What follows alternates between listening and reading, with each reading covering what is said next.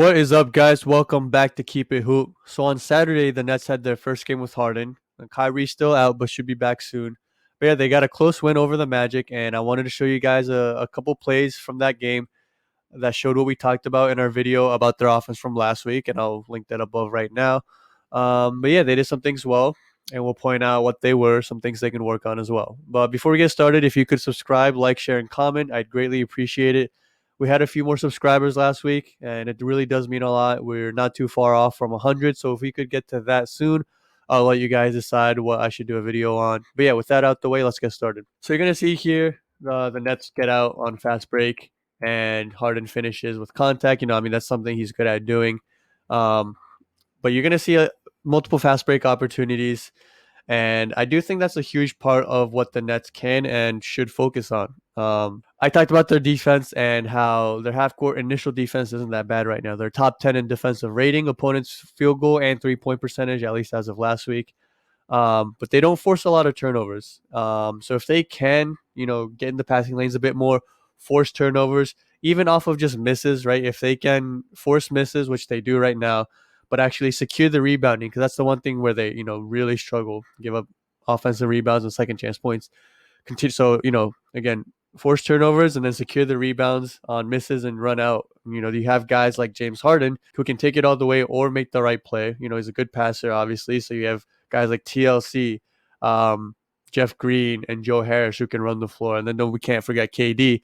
And the thing with all four of those guys that I mentioned, not only can they slash to the rim, but they can also spot up on the three, right? So have a lot of options if they can continue to get out in transition. So James Harden gets a screen from DeAndre Jordan, and as we let this go, you're going to see just how much space that creates for Kevin Durant, right? Terrence Ross had to go down a little bit, stop DeAndre Jordan from rolling because DeAndre Jordan's man had to stop James Harden from just walking to the rim.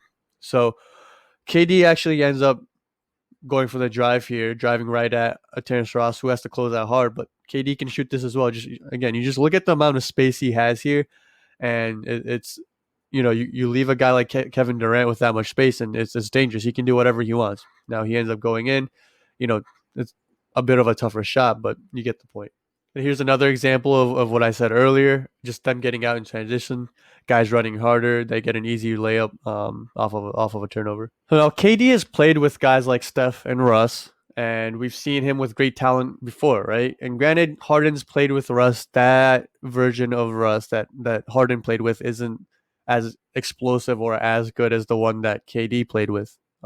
Still good, but not the same player. And Chris Paul, don't get me wrong, is a great player, but he isn't Kevin Durant, right? So Harden just hasn't played with the same level of elite talent that Durant has. So it's interesting to see here, Harden give up the ball, and KD just gets his own, right?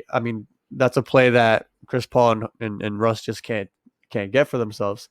And it's going to be interesting to see how Harden plays off of Kevin Durant, because we've kind of talked about how Kevin Durant can play off of Harden, with the shooting and all that, but how Harden can play off of Kevin, because with a talent like Durant on his team, if Harden does this intelligently, it can make things so much easier for him. His numbers could look ridiculous, and yeah, it'll be interesting to see how again they continue to develop their offense. Not only those two, but again, using the brains of Steve Nash and Mike D'Antoni.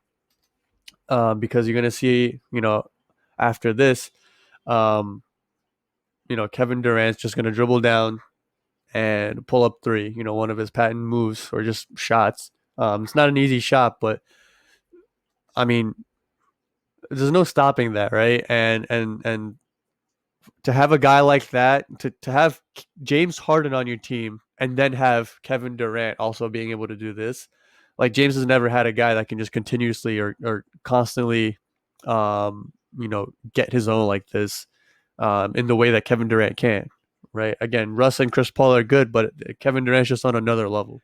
And the last thing I want to talk about here is kind of what I wanted to emphasize in our video about the offense from last week. Again, go check that out if you haven't yet, but it's just the amount of space they can create off of simple movements just because of how much attention that these individual players garner, right? Like a simple pick and roll with Jeff Green and James Harden. Aaron Gordon has to come down and stop the roll man because the roll man's defender had to come stop James Harden.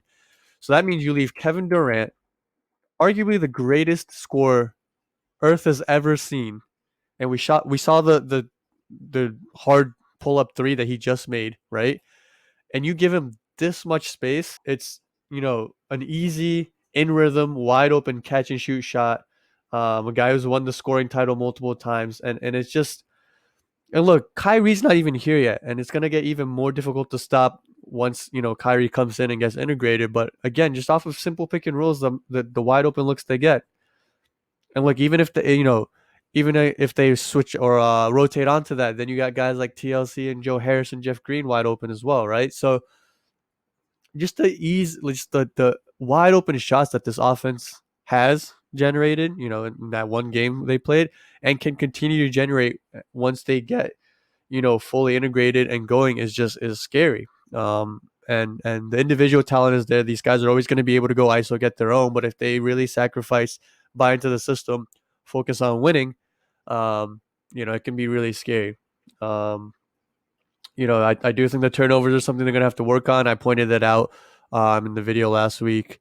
I think James Harden had 9 or 8, and Kevin Durant had 7 or 8 himself. They combined for 15, and the team only had 19. So they were lucky that the other guys didn't turn it over as much.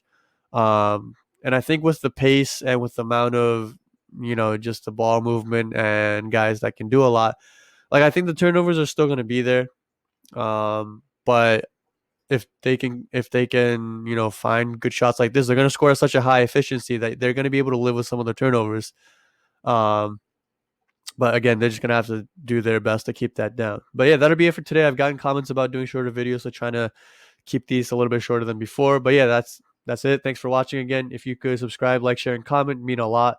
We have more videos coming out later this week, so stay tuned. If you haven't yet followed our um, social media pages, Instagram, Facebook, Twitter, those links will be in the description below. But yeah, thanks again, and see you guys soon.